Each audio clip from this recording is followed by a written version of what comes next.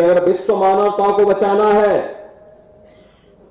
तो उसका एक ही मार्ग है, वह है सनातन धर्म का सम्मान करो। यूपी के धाकड़ मुख्यमंत्री योगी आदित्यनाथ वैसे तो अपने बयानों को लेकर हमेशा से जाने जाते हैं, लेकिन आज उन्होंने ऐसा कुछ कह दिया जिसकी चर्चा चारों ओर हो रही है। उन्होंने कहा कि अगर सनातन धर्म सुरक्षित है तो दुनिया में सभी सुरक्षित है। उन्होंने कहा कि अगर मानव समाज और पूरे विश्व को बचाना है तो सनातन को सुरक्षित रखना होगा।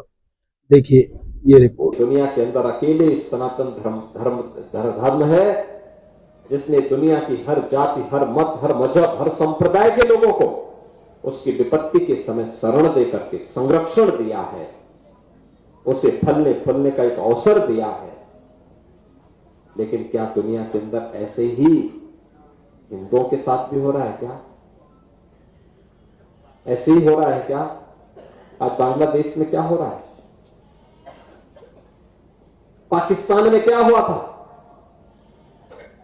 इससे पहले अफगानिस्तान में क्या हुआ था?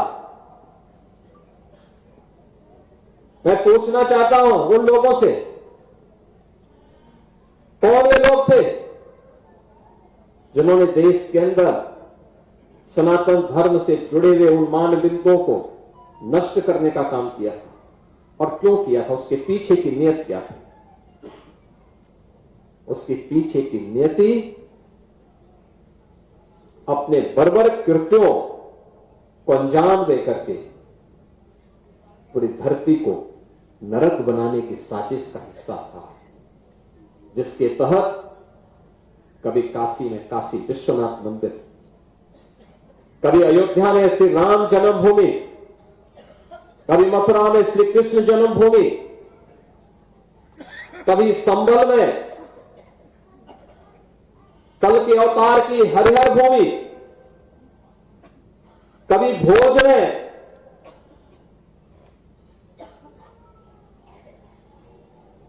ज्ञान के विस्तात्री देवी मां सरस्वती के पावन मंदिर को नष्ट किया जाता है, तोड़ा जाता है, अपवित्र किया जाता है। इन मंदिरों को तोड़ने से कभी सोमनाथ का मंदिर अपवित्र किया जाता है। इन मंदिरों को तोड़ने से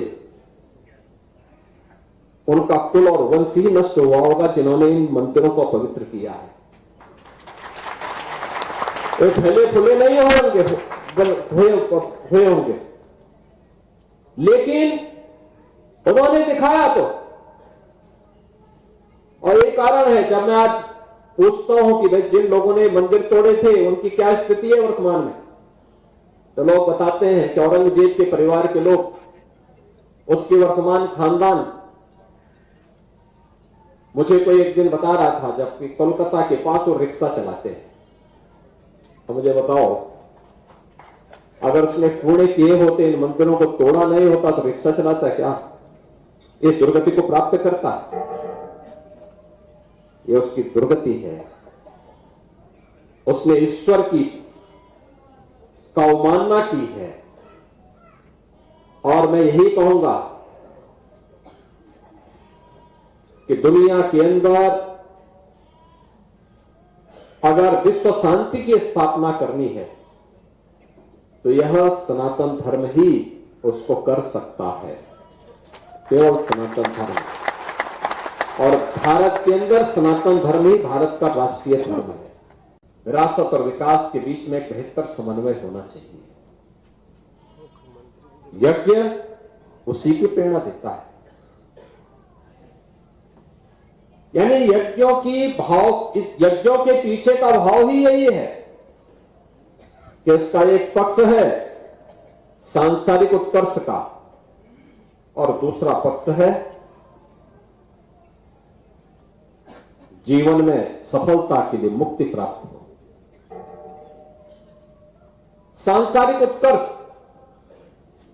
विरासत को बनाए रख करके भारत की परंपरा अपने इष्ट देवों से, भारत के पावन धर्मस्थलों से, मानबिंदुओं से, जो हमारे आदर्श हैं, हमारी प्रेरणा है, उनसे प्रेरित होकर के निरंतरता प्राप्त कर सके। और उन मूल्यों और आदर्शों को ध्यान में रख करके जब हम आगे बढ़ेंगे तभी भारत भारत बना रहेगा।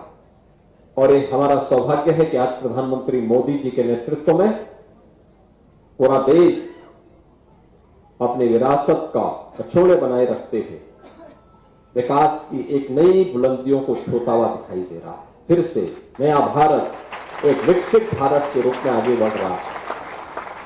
इस विकसित भारत के लिए हम सबको आगे मिलकर के काम करना होगा। और मैं बार बार इस बात को कहता हूं कि अगर विश्व मानवता को बचाना है तो उसका एक ही मार्ग है, वह है सनातन धर्म का सम्मान करो। सनातन धर्म सुरक्षित है तो दुनिया में सब कोई सुरक्षित है।